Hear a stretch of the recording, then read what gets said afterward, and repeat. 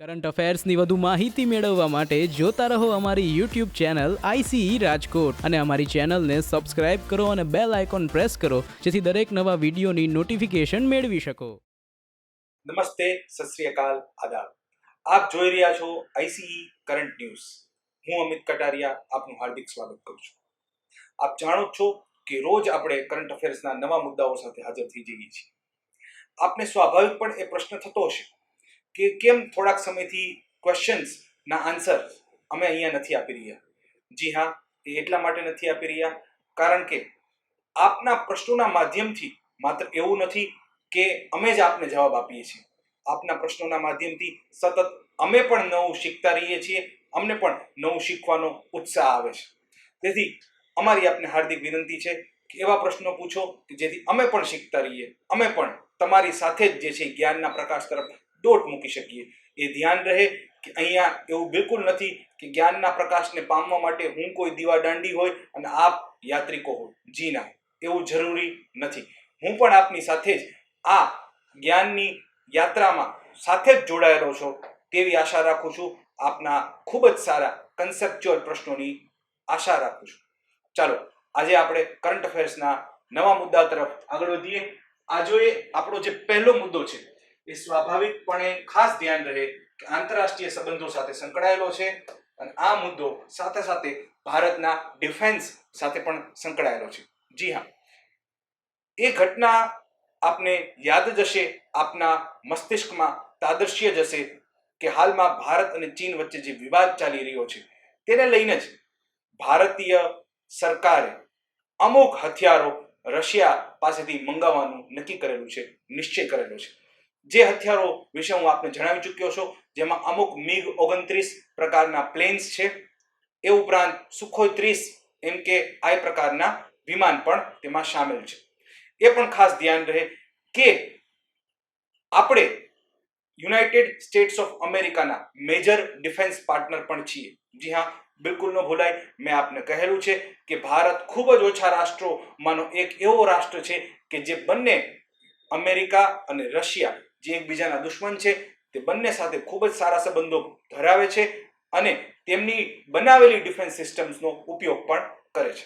જી હા, એટલા માટે અહીંયા એટલે ઘટના એવી ઘટી કે ભારતે MiG-29 પ્રકારના 21 વિમાનો રશિયા પાસેથી મંગાવેલા છે. આ ઉપરાંત સુખોઈ 30 પ્રકારના 12 વિમાનો પણ રશિયા પાસેથી મંગાવેલા છે. જી હા, આપને એમ થશે કે તેમાં નવું શું છે. આપ ઓલરેડી પહેલાના લેક્ચરોમાં એ જણાવી ચૂક્યા છો.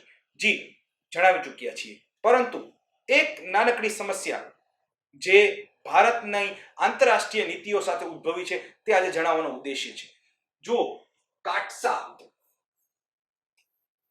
ખાસ ધ્યાન રહે, કાઉન્ટરિંગ અમેરિકાસ એડવર્સરીઝ થ્રુ સેન્કશન્સ એક્ટ. જી હા, આપના માટે ફરીથી નામ રિપીટ કરી દઈએ છીએ. કાઉન્ટરિંગ અમેરિકાસ એડવર્સરીઝ થ્રુ સેન્કશન્સ એક્ટ અમેરિકન સરકારનો એક કાયદો છે. જી હા, અમેરિકન સંસદનો એક કાયદો છે. કાયદા અનુસાર ઉત્તર કોરિયા, ઈરાન અને રશિયા આ ત્રણ રાષ્ટ્રો સાથે ખૂબ જ ઘનિષ્ઠ સંબંધો અથવા વ્યાપારિક ડીલ, સંરક્ષણને લગતી ડીલ કોઈ પણ રાષ્ટ્ર કરશે તો અમેરિકા એ રાષ્ટ્રો પર પ્રતિબંધ મૂકશે. જી હા, ફરીથી સરળ શબ્દોમાં આને જોઈ લઈએ. ઉત્તર કોરિયા, રશિયા અને ઈરાન આ ત્રણ રાષ્ટ્રો સાથે જો ભારત કોઈ ડિફેન્સ ડીલ કરે અથવા કોઈ બીજી મોટી વ્યાપારિક ડીલ કરે તો આ કાયદા હેઠળ, કાટસા હેઠળ અમેરિકા ભારત પર પ્રતિબંધ મૂકી શકવા સક્ષમ છે. આ પ્રતિબંધો આર્થિક રીતના હોઈ શકે છે, ટેકનિકલ દ્રષ્ટિકોણના હોઈ શકે છે કે સંરક્ષણને લઈને પણ હોઈ શકે છે. ખાસ ધ્યાન રહે, ભારત જે છે એ ઘણી ડિફેન્સ ડીલ અમેરિકા સાથે પણ કરે છે, જેમ કે અપાચે હેલિકોપ્ટર્સની ડીલ, ચિનુક હેલિકોપ્ટર્સની ડીલ, આવી અનેક પ્રકારના અમેરિકન બનાવટના સંરક્ષણના સાધનો પણ ભારત ખરીદે છે. જેમ કે P-8I પ્રકારના જે એમ્ફીબિયસ એરક્રાફ્ટ વિમાનો છે, પોઝાઇડન 8I પ્રકારના આ એમ્ફીબિયસ એરક્રાફ્ટ વિમાનો ભારતે સ્વાભાવિક રીતે અમેરિકા પાસેથી ખરીદેલા છે. તેથી આ કાયદો જે છે કાટસા નામનો, કાઉન્ટરિંગ અમેરિકાઝ એડવર્સરીઝ થ્રુ સેન્કશન્સ એક્ટ, એ કાયદા હેઠળ અમેરિકન સરકાર જે છે ભારતને ચેતવી રહી છે કે કોઈ પણ સંજોગોમાં ભારત જે છે ઈ રશિયન બનાવટના MiG-29 વિમાનો કે સુખોઈ 30 વિમાનો ખરીદશે તો ભારત પર આ કાયદા અંતર્ગત જે છે ઈ પ્રતિબંધ મૂકવામાં આવશે. એટલે કે અમેરિકન સરકાર બાદમાં ભારતની સાથે આવી સંરક્ષણની ડીલો જેવી કે હું તમને જણાવી ચૂક્યો, પોઝાઇડન 8I પ્રકારના વિમાનો જે ભારતે અમેરિકા પાસેથી મેળવેલા છે, એ ઉપરાંત ચિનૂક કે અપાચે પ્રકારના હેલિકોપ્ટર્સ, આ પ્રકારની ડીલ જે છે ભારત સાથે ભવિષ્યમાં નહીં કરે. ઉપરાંત ભારત સાથેની વ્યાપારિક સંબંધોમાં પણ પ્રતિબંધ મૂકી શકે છે. શું કામ? કારણ કે ભારત આવા વિમાનો ખરીદી રહ્યું છે. પરંતુ એ ખાસ ધ્યાન રહે, રશિયા પાસેથી આવા વિમાનો તથા તેના સ્પેર પાર્ટ ખરીદવા ભારતની મજબૂરી છે. કારણ કે ભારતનું જે ડિફેન્સ સેક્ટર છે તેમાં 70% જેટલા શસ્ત્રો જે છે એ રશિયન બનાવટના છે. એમાં કોઈ ના કરી શકે તેવી વાત જ નથી. તેથી ભારતે જે બેલેન્સ ઓફ પાવર છે એમાં એકદમ સંભાળીને ચાલવું જરૂરી છે. એ પણ ખાસ ધ્યાન રહે કે આપણને એમ થાય કે ભારત એક સાર્વભૌમ રાષ્ટ્ર છે, અમેરિકા આપણા પર પ્રતિબંધ કેવી રીતે મૂકી શકે? જુઓ, જી હા, આપની વાત સાચી છે. ભારત પોતાની આંતરરાષ્ટ્રીય નીતિ જાતે નક્કી કરી શકે છે. ભારતની ઈચ્છા હોય કે તેને રશિયા પાસેથી શસ્ત્રો ખરીદવા છે તો સ્વાભાવિક રીતે ભારત રશિયા પાસેથી શસ્ત્રો ખરીદી શકે છે. પરંતુ જેવી રીતે ભારત સાર્વભૌમ રાષ્ટ્ર છે એવી રીતે અમેરિકા પણ સાર્વભૌમ રાષ્ટ્ર છે અને એની સંસદે બનાવેલા કાયદા અનુસાર તે ભારત પર પ્રતિબંધ મૂકવાની સત્તા ધરાવે છે. તે એવું કહી શકે છે કે ભાઈ મારે ભારત સાથે હવે વ્યાપાર કરવો નથી. જ્યાં જેમ આપણે આપણા નિર્ણયો લઈએ છીએ તે રીતે અમેરિકા પણ પોતાના નિર્ણયો લઈ શકે છે. પરંતુ અહીંયા એ યાદ રાખવું અત્યંત જરૂરી છે કે સમગ્ર વિશ્વની હજુ પણ કહી શકાય તો પહેલા નંબરની અર્થવ્યવસ્થા જે છે અમેરિકા છે. ઉપરાંત ટેકનોલોજીકલ પાવર અમેરિકા છે. એટલે એવા રાષ્ટ્ર સાથે આપણે સંબંધો રાખવા અત્યંત જરૂરી પણ થઈ પડે છે. ખાસ કરીને ભારતને જે સંરક્ષણના શસ્ત્રોની જરૂર છે એ શસ્ત્રોમાં પણ વૈવિધ્યતા લાવવા વેસ્ટર્ન ટેકનોલોજી જોઈએ છે, અમેરિકન ટેકનોલોજી જોઈએ છે. એના માટે પણ અમેરિકા સાથેના સંબંધો અત્યંત જરૂરી છે. એ પણ ખાસ ધ્યાન રહે કે આ વિવાદ પહેલા પણ થયેલો હતો, જેમ કે S-400 પ્રકારની જે ડીલ છે, જ્યાં S-400 ભારતે રશિયાને એક ઓર્ડર આપેલો હતો જે એન્ટી મિસાઇલ સિસ્ટમ માટેનો હતો. જી હા, S-400 રશિયન બનાવટની એક મિસાઇલ ડિફેન્સ સિસ્ટમ છે. એટલે કે ભારત પર કોઈ મિસાઇલ વડે જો આક્રમણ થાય તો અથવા તો કોઈ એરક્રાફ્ટ પણ ભારત પર આક્રમણ કરે તો રશિયાની આ S-400 પ્રકારની જે સિસ્ટમ છે તે ભારતીય એરફોર્સને બચાવી શકવા સક્ષમ રહેશે, ભારતીય બેઝિસને બચાવી શકવા સક્ષમ રહેશે. એટલે કે બેલેસ્ટિક મિસાઇલનો કે ક્રૂઝ મિસાઇલનો કે એરક્રાફ્ટના એટેકથી બચાવવા માટે S-400 ભારત માટે અત્યંત જરૂરી હતી, જે ભારતે રશિયા પાસેથી મંગાવેલી હતી. તે સમયે પણ ભારત પર કાટસા મૂકવાની ધમકી અમેરિકાએ આપેલી હતી. કાટસા હેઠળ પ્રતિબંધ મૂકવાની ધમકી અમેરિકાએ આપેલ હતી. એ પણ ખાસ ધ્યાન રહે કે દરેક રાષ્ટ્ર પર કાટસા હેઠળ પ્રતિબંધ મૂકવા જ એવું અમેરિકા માટે જરૂરી નથી. વેઈવર પણ આપી શકાય છે. કોઈ કિસ્સાને અપવાદરૂપ કિસ્સા તરીકે અમેરિકન સરકાર, અમેરિકન રાષ્ટ્રપતિ જણાવી કાટસા હેઠળ પ્રતિબંધ ના પણ મૂકે તેવું પણ બની શકે. એ પણ ખાસ ધ્યાન રહે કે ભારતે રશિયા પાસેથી શસ્ત્રો ખરીદવા માટે આવા અપવાદ અમેરિકા પાસે માંગવા જવાની જરૂર નથી. પરંતુ ભારતે હવે આંતરરાષ્ટ્રીય સંબંધોમાં આ પ્રકારનું બેલેન્સિંગ અત્યંત જરૂરી બની રહેશે. અને એનું સીધું કારણ જે છે એ એક રીતે કહેવા જઈએ તો અમેરિકા જે છે એ એક પાવર છે અને ચાઇના જે છે એ એક રાઇઝિંગ પાવર છે. એટલે સ્વાભાવિક રીતે આપણે આપણી આંતરરાષ્ટ્રીય નીતિઓને જે છે બેલેન્સ ઓફ પાવર જે એક પ્રકારનું ઇક્વેશન છે તેની સાથે જાળવીને રાખવી અત્યંત જરૂરી થઈ જશે. એ પણ ખાસ ધ્યાન રહે કે કાટસા જે છે એવું નથી કે અમેરિકા દરેક વખતે ખાલી ધમકી જ આપે છે. ઉદાહરણ તરીકે ટર્કી પર કાટસા હેઠળ જ અમેરિકાએ પ્રતિબંધ મૂકેલો છે. જી હા, ટર્કી એક એવું રાષ્ટ્ર છે કે જે F-35 વિમાનોની ડીલ, ફરીથી આપના માટે અહીંયા લખી આપું છું, F-35 વિમાનોની ડીલ જે છે એ અમેરિકા સાથે કરી ચૂક્યું હતું. ત્યારબાદ ટર્કીએ નક્કી કર્યું કે રશિયન સિસ્ટમ S-400 ખરીદવા માંગે છે. જો આ બંને સિસ્ટમ, એક અમેરિકન F-35 પ્રકારના વિમાનો અને રશિયન S-400 પ્રકારની બેલેસ્ટિક મિસાઇલ ડિફેન્સ સિસ્ટમ જો ટર્કી પાસે હોય, તે અમેરિકાને નામંજૂર હતું. તેથી અમેરિકાએ કાટસા હેઠળ ટર્કીને F-35 ની ડીલ કેન્સલ કરી નાખી. શું કામ? કારણ કે એ વાત સમજી શકાય એવી છે જો કોઈ રાષ્ટ્ર અમેરિકન અને રશિયન બંને શસ્ત્રો રાખે તો સ્વાભાવિક રીતે ટર્કીને ખબર પડી જશે કે કઈ શસ્ત્રો જે છે એ વધુ સારા છે, વધુ યોગ્ય છે. એ પણ ખાસ ધ્યાન રહે કે જો F-35 ને S-400 વડે મારી શકાય, જો ટર્કી એવું કરી શકે, કારણ કે બંને પ્રકારના શસ્ત્રો એની પાસે હશે, તો સ્વાભાવિક રીતે રશિયાને પણ F-35 વિમાનોમાં શું ખામીઓ છે એ જાણકારી મળી જાય. એવું ન થાય તેથી જે છે એ અમેરિકા આ કાટસા એક્ટ દ્વારા બીજા રાષ્ટ્રો પર પ્રતિબંધ લગાવે છે. આપણે એનું ફૂલ ફોર્મ યાદ રાખવું અત્યંત જરૂરી છે. કાઉન્ટરિંગ અમેરિકાસ એડવર્સરીઝ થ્રુ સેન્ક્શન એક્ટ, એટલે કે અમેરિકાના જે દુશ્મનો છે, એડવર્સરીઝ છે, તેમને રોકવાના છે. કોના દ્વારા? પ્રતિબંધો દ્વારા. આ પ્રતિબંધો આર્થિક પ્રકારના હોઈ શકે છે, સંરક્ષણને લગતા હોઈ શકે છે, ટેકનિકલ મુદ્દાઓને લગતા હોઈ શકે છે. એ પણ ખાસ ધ્યાન રહે. હાલમાં અમેરિકાએ 3 રાષ્ટ્રોને પસંદ કરેલા છે, એમાંથી એક ઈરાન, એક રશિયા, એક ઉત્તર કોરિયા છે. આ 3 રાષ્ટ્રો સાથેના કોઈ પણ મેજર ડીલ જો કરવામાં આવે તો એ રાષ્ટ્રો જેને ડીલ કરેલી છે એના પર અમેરિકા પ્રતિબંધ મૂકવાનું કહી રહ્યું છે. મને આશા છે કે આપને આખો ટોપિક જે છે એ યાદ રહી જશે. હવે આપણે બીજા મુદ્દા તરફ આગળ વધીએ. જો ચીન જે છે એ હાલમાં ઘણું વગોવાયેલું રાષ્ટ્ર બનેલું છે. જી હા, ચીનને ઘણું બધું વગોવવામાં આવેલું છે. શું કામ? કારણ કે કોરોનાનો ઉદ્ભવ ત્યાંથી થયો.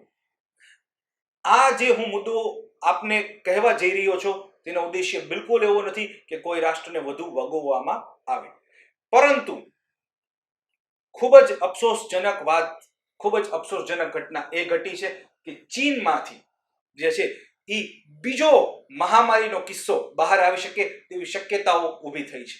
અને એ મહામારીનો કિસ્સો જે છે એ છે બ્યુબોનિક પ્લેગનો કિસ્સો. જી હા, ફરીથી આપના માટે નામ રિપીટ કરી આપું છું. એ કિસ્સો છે બ્યુબોનિક પ્લેગનો કિસ્સો. ખાસ ધ્યાન રહે કે આ બ્યુબોનિક પ્લેગ જે છે એ ચીનના અમુક શહેરોમાં, આ ઉપરાંત અંતરિયાળ મોંગોલિયામાં અને રશિયાના અમુક વિસ્તારોમાં જોવામાં મળેલો છે. જી હા, ચીનના અમુક વિસ્તારોમાં, અંતરિયાળ મોંગોલિયામાં તથા રશિયાના અમુક વિસ્તારોમાં આ જે કેસ છે એ જોવા મળેલો છે બ્યુબોનિક પ્લેગનો. એ ખાસ અહીં ધ્યાન રહે કે બ્યુબોનિક પ્લેગ જે છે એ માટે મોંગોલિયાની સરકારે જે છે 3જા સ્તરની ચેતવણી પણ આપેલી છે. જી હા, એક પ્રકારનું હાઈ એલર્ટ મોંગોલિયા સરકારે આપેલું છે. તો બ્યુબોનિક પ્લેગની વાત આપણે પછી કરીએ. પહેલા આપણા માટે જાણવું એ અગત્યનું થઈ જશે કે આ પ્લેગ એટલે શું.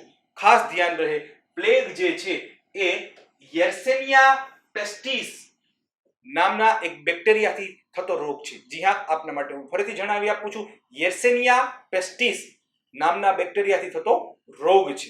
ખાસ ધ્યાન રહે કે આ યર્સેનિયા પેસ્ટિસ જે એક પ્રકારના બેક્ટેરિયા છે તેનો પ્રસાર સામાન્ય રીતે રોડેન્ટ એટલે કે ઉંદર તથા ખિસકોલી જેવા પ્રાણીઓથી થતો હોય છે. જી હા, આ બેક્ટેરિયાનો પ્રસાર ઉંદર તથા ખિસકોલી જેવા પ્રાણીઓથી થતો હોય છે. એ પણ ખાસ ધ્યાન રહે કે મધ્યકાલીન જે યુગ છે તેમાં આ પ્લેગ જે છે એને બ્લેક ડેથ તરીકે ઓળખવામાં આવતો. અને મધ્યકાલીન સમયમાં યુરોપમાં કરોડો લોકોનું મૃત્યુ બ્લેક ડેથથી એટલે કે આ પ્રકારના પ્લેગથી થયેલું હતું. એટલે કે એવું નથી કે બ્યુબોનિક પ્લેગ જે છે એ પ્રથમ વખત જે છે એ હાલમાં અસ્તિત્વમાં આવ્યો. જીના આ પહેલા પણ અસ્તિત્વમાં આવી ચૂક્યો છે. એ પણ ખાસ ધ્યાન રહે કે અહીંયા આપની સમજ માટે હું એકદમ સરળ ભાષામાં આપને જણાવવા માંગુ છું કે પ્લેગ જે છે એના 3 પ્રકાર હોય છે. એક પ્રકારને આપણે ઓળખીશું બ્યુબોનિક પ્લેગના નામે, જે હું આપને જણાવી ચૂક્યો છું. એ ઉપરાંત બીજો પ્રકાર ન્યુમોનિક પ્લેગ. જી હા, બીજો પ્રકાર ન્યુમોનિક પ્લેગ છે. ત્રીજો પ્રકાર સ્ટેટિસ્મિક પ્લેગ છે. જી હા, 3 પ્રકારના પ્લેગ હોય છે જે બેક્ટેરિયાથી થતો રોગ છે. પહેલો પ્લેગ બ્યુબોનિક પ્લેગ, બીજો ન્યુમોનિક પ્લેગ, ત્રીજો સ્ટેટિસ્મિક પ્લેગ. ખાસ ધ્યાન રહે, અહીંયા ચર્ચામાં બ્યુબોનિક પ્લેગ હોવાથી આપણે તેની જ વાત કરીશું. બ્યુબોનિક પ્લેગ જે છે એના લક્ષણો ખાસ ધ્યાન રહે. તાવ આવવો, ઠંડી લાગવી, નબળાઈ જણાવી, એ ઉપરાંત માથું દુખવું, આ પણ બ્યુબોનિક પ્લેગના લક્ષણો છે. શું બ્યુબોનિક પ્લેગથી કોઈને જાનનો ખતરો થઈ શકે? જી હા, બિલકુલ થઈ શકે. પરંતુ એ ખાસ ધ્યાન રહે કે આપને માત્ર તાવ આવે છે, ઠંડી લાગે છે કે પછી નબળાઈ છે, એનાથી એવું ન કહી શકાય કે આપને બ્યુબોનિક પ્લેગ થયેલો છે. જી હા, તો ખાસ ધ્યાન રહે બ્યુબોનિક પ્લેગમાં થશે શું? બ્યુબોનિક પ્લેગમાં જે મનુષ્ય છે તેની લિમ્ફેટિક સિસ્ટમ જે છે એમાં ખરાબી સર્જાશે. જો સાદા શબ્દોમાં કહીએ તો રોગ પ્રતિકારક તંત્રમાં જ ખરાબી સર્જાશે. જી હા, એ પણ ખાસ ધ્યાન રહે કે આ બ્યુબોનિક પ્લેગનો સામનો જે છે એ એન્ટીબાયોટિક્સ થી કરી શકાય છે. જી હા, બ્યુબોનિક પ્લેગનો સામનો એન્ટીબાયોટિક્સ થી કરી શકાય છે. એ પણ ધ્યાન રહે કે ભારતમાં પણ આ પ્રકારનો જે છે એ પ્લેગ થયેલો છે અને ઈ પ્લેગ જે છે 23 સપ્ટેમ્બર 1896 ના રોજ કહી શકાય કે શરૂ થયો હતો. જી હા, ભારતમાં બ્યુબોનિક પ્લેગ જે છે એ 23 સપ્ટેમ્બર 1896 ના રોજ ઉદ્ભવેલો હતો. એ પણ ખાસ ધ્યાન રહે તેનું ઉદ્ભવનું કારણ પણ ચીનમાં જ હતું. જી હા, એ સમયે 23 સપ્ટેમ્બર 1896 માં જે પ્લેગનો ઉદ્ભવ થયેલો હતો એ પ્લેગથી 1,20,00,000 જેટલા ભારતીયોના મૃત્યુ થયેલા હતા. જી હા, આપે સાચું સાંભળ્યું છે, 1,20,00,000 જેટલા ભારતીયોના, જે ખૂબ જ દુઃખદ આંકડો કહી શકાય. તેટલા બધા ભારતીયોના મૃત્યુ તે સમયે થયેલા હતા. અને આ રોગને કારણે, આ ડિસીઝને કારણે જે છે એ 1897 માં તાત્કાલિક યુદ્ધના ધોરણે જે છે એપિડેમિક ડિસીઝ એક્ટ લાવવામાં આવેલો, મહામારી ધારો 1897 લાવવામાં આવેલો. એ પણ અહીંયા ખાસ નોંધવા લાયક બાબત થઈ પડશે કે આ બ્યુબોનિક પ્લેગ જે મેં તમને જણાવ્યું કે હાલમાં ફરીથી ફેલાવવાનો જે છે એ સંભવ શક્યતા રહેલી છે, એના જવાબદાર કારણનું આપણે નામ આપીશું ટાગબન માર્મોટ. જી હા, આપના માટે ફરીથી રિપીટ કરી આપું છું. એનું જવાબદાર કારણ છે આ પ્રાણી જે આપ સ્ક્રીન પર જોઈ શકો છો, ટાગબન માર્મોટ. આ ટાગબન માર્મોટ જે છે ખિસકોલી વર્ગનું એક પ્રાણી છે, ખૂબ જ ઠંડા પ્રદેશોમાં રહે છે. એ પણ ખાસ ધ્યાન રહે કે મોટા ભાગે એવું કહી શકીએ કે રશિયા અને ઉત્તર ચીનમાં તેને જોઈ શકાય છે. ફરીથી હું આપના માટે આખી બાબતને રિપીટ કરી આપું છું. ખાસ ધ્યાન રહે, બ્યુબોનિક પ્લેગ જે છે એ હાલમાં ચીન, રશિયા તથા ઇનર મોંગોલિયાના અંતરિયાળ વિસ્તારોમાં ફેલાઈ રહ્યો હોવાનો ભય છે. મોંગોલિયાએ ત્રીજા સ્તરની હાઈ એલર્ટ પણ જાહેર કરેલું છે. એ પણ ખાસ ધ્યાન રહે કે બ્યુબોનિક પ્લેગ અથવા કોઈ પણ પ્રકારનો પ્લેગ જે છે એ બેક્ટેરિયાથી ફેલાતો રોગ છે અને અહીંયા પ્લેગના ફેલાવા માટે જે બેક્ટેરિયા જવાબદાર છે તેનું નામ બિલકુલ ના ભૂલાય. યેર્સેનિયા પેસ્ટિસ જે છે એ બેક્ટેરિયાનું નામ છે. ખાસ ધ્યાન રહે, તેનો ઈલાજ સંભવ છે અને એન્ટીબેક્ટેરિયલ દવાઓથી તેનો ઈલાજ કરી શકાય છે. એ પણ અહીંયા ખાસ ધ્યાન રહે કે પ્લેગ જે છે એના 3 પ્રકાર છે. પહેલો પ્લેગ બ્યુબોનિક પ્લેગ, બીજો પ્લેગ ન્યુમોનિટિક પ્લેગ, ત્રીજો સ્ટેટિસ્મિક પ્લેગ તરીકે ઓળખાય છે. પરંતુ હાલમાં આપણે જોયું કે આપણે બ્યુબોનિક પ્લેગ વિશે વાત કરી રહ્યા છીએ. એ પણ ધ્યાન રહે, 23 સપ્ટેમ્બર 1896 ના રોજ આ પ્લેગ ભારતમાં ફેલાયેલો હતો. ખૂબ જ દુઃખદ રીતે 1,20,00,000 જેટલા ભારતીયોનું મૃત્યુ થયેલું હતું. તે સમયે પણ પ્લેગ ચીનમાં જ ઉદ્ભવેલો હતો. એ પણ ખાસ ધ્યાન રહે કે એ સમયે જ એપિડેમિક ડિસીઝ એક્ટ જે છે એ બનાવાયેલો હતો. અને ટાગબન માર્મોટ જે છે એ હાલમાં જે પ્લેગ ફેલાઈ રહ્યો છે તેનું મુખ્ય કારણ છે એવું કહી શકાય. એ ખિસકોલી વર્ગનું પ્રાણી છે, ઠંડા વિસ્તારોમાં રહે છે. આગળ વધીએ આપણે. હાલમાં જે પતંગિયું આપની સ્ક્રીન પર છે તે ગોલ્ડન બર્ડવિંગ તરીકે ઓળખાય છે. જી હા, આ પતંગિયું જે આપની સ્ક્રીન પર છે તે ગોલ્ડન બર્ડવિંગ તરીકે ઓળખાય છે. એ ખાસ ધ્યાન રહે કે સન 1932 માં, જી હા, સન 1932 માં ઇવાન નામના બ્રિટિશરે એક ગોલ્ડન બર્ડવિંગ ને મેઝર કરેલું હતું, માપેલું હતું. એ 190 નું હતું. જી હા, ફરીથી આપના માટે જણાવી દઉં, ઇવાન નામના બ્રિટિશરે સન 1932 માં ગોલ્ડન બર્ડવિંગ નામનું એક પતંગિયું ભારતમાં પકડી અને માપેલું હતું. એની લંબાઈ 190 હતી. એ ખાસ ધ્યાન રહે કે હાલમાં ભારતનું જે ગોલ્ડન બર્ડવિંગ હમણાં મળેલું છે, લગભગ 88 વર્ષ પછી હિમાલયના વિસ્તારમાં મળેલું છે.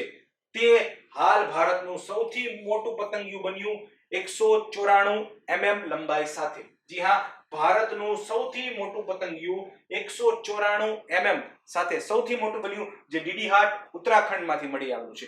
એ પણ ખાસ ધ્યાન રહે, મળી આવેલ પતંગિયું જે છે એ માદા છે અને ગોલ્ડન બર્ડવિંગ ના કિસ્સામાં માદા જે છે એ નર કરતા મોટી છે. ફરીથી આપને જણાવી આપું છું, ગોલ્ડન બર્ડવિંગ ભારતનું સૌથી મોટું પતંગિયું બનેલું છે. એ પણ ખાસ ધ્યાન રહે કે 1932માં સૌપ્રથમ વખત જે ભારતનું સૌથી મોટું પતંગિયું ઇવાન નામના બ્રિટિશરે શોધેલું હતું તે 190 નું હતું. મતલબ એનું વિંગ સ્પાન એક પાંખથી લઈ બીજા પાંખ વચ્ચેનું અંતર 190 પરંતુ હાલમાં જે મળી આવેલું છે તે ખાસ ધ્યાન રહે ઉત્તરાખંડમાંથી મળી આવ્યું, હિમાલયમાંથી મળી આવ્યું અને એનું નામ છે ગોલ્ડન બર્ડવિંગ. એટલે જો પરીક્ષાના દ્રષ્ટિકોણથી એવું આવે કે ભારતનું સૌથી મોટું પતંગિયું કયું છે તો જવાબ છે ગોલ્ડન બર્ડવિંગ. જો કૃષિના દ્રષ્ટિકોણથી જોઈએ તો પણ ભારતમાં આ કોરોનાની મહામારીના સમયમાં પણ પ્રગતિ થઈ રહી છે તેવું કહી શકાય છે. બિલકુલ ભૂલાય નહીં કે હાલમાં કરણ 4 નામની તમને એવું પૂછાઈ શકે કે કરણ 4 નીચેનામાંથી શું છે તો ખાસ ધ્યાન રહે શેરડીની એક વેરાયટી છે. જી હા, કરણ 4 નીચેનામાંથી શું છે તો શેરડીની એક વેરાયટી છે. એ પણ ધ્યાન રહે કે કરણ 4 ને બીજા નામે જે ઓળખવામાં આવે છે નામ છે CO0238. જી હા, આપના માટે ફરીથી રિપીટ કરી આપું છું, CO0238. આ એક શેરડીની પ્રજાતિ છે જે ICAR સુગરકેન બ્રીડિંગ ઇન્સ્ટિટ્યૂટ જે કરનાલ હરિયાણામાં આવેલું છે. જી હા, ફરીથી ICAR સુગરકેન બ્રીડિંગ ઇન્સ્ટિટ્યૂટ જે કરનાલ હરિયાણામાં આવેલું છે. આ બ્રીડિંગ ઇન્સ્ટિટ્યૂટે કરણ 4 નામની શેરડીની જાત વિકસાવી છે. આપે મને કમેન્ટ બોક્સમાં અચૂકથી જણાવવાનું છે કે ICAR નું ફૂલ ફોર્મ શું છે.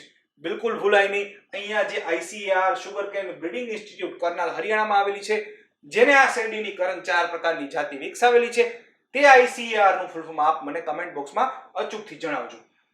આ શું કામ વિકસાવવામાં આવી? સ્વાભાવિક રીતે શેરડીની આટલી બધી પ્રજાતિઓ હતી તો હવે એક નવી પ્રજાતિ વિકસાવવાની શું જરૂર પડી એ પ્રશ્ન થવો સ્વાભાવિક છે.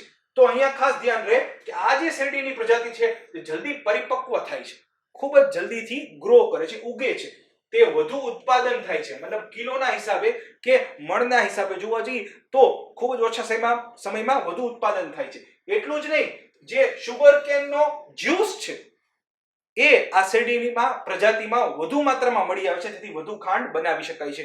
એ ઉપરાંત આ શેરડીની પ્રજાતિને રોગ પણ ઓછા લાગે છે તથા તેની બીજી ખૂબી શું છે, દરેક મોસમમાં આ શેરડીની પ્રજાતિને ઉગાડી શકાય છે. તો ખાસ ધ્યાન રહે વિદ્યાર્થી મિત્રો, કરણ 4 શેરડીની પ્રજાતિ છે. ICAR કરનાલ હરિયાણા દ્વારા જે છે આ પ્રજાતિને બનાવવામાં આવેલી છે, તેનું બ્રીડિંગ કરવામાં આવેલું છે અને તેના ઘણા બધા પોઝિટિવ પાસાઓ પણ આપણે જોઈ ચૂક્યા છીએ. મને આશા છે વિદ્યાર્થી મિત્રો કે આજનો કરંટ અફેરનો આ જે લેક્ચર છે એ આપને ખૂબ જ પસંદ પડેલો હશે. પસંદ પડેલો હોય તો લાઈક કરવાનું બિલકુલ ન ચૂકતા. સબસ્ક્રાઇબ જો હજી સુધી ચેનલ ન કરેલી હોય તો કરી લેજો. બેલ આઇકન પર પ્રેસ કરી દેજો. આપના મિત્રો સાથે આ વિડીયોને શેર અચૂકથી કરજો. ફરીથી આપણે મળતા રહીશું. કમેન્ટ કરી અને અમને આપના સૂચનો તથા પ્રશ્નો અચૂકથી મોકલજો. આજ માટે વિદાય લઉં છું. કાલે ફરી મળીએ. આપનો આભાર.